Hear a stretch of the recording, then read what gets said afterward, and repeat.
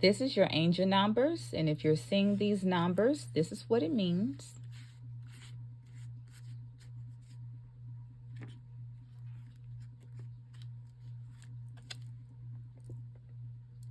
And we have 111, 111.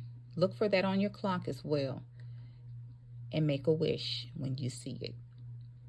It stands for intuition, moderation, patience, flow, clarity, joy, movement, self-realization, taking action, and unconditional love. Time to implement long cherished ideas.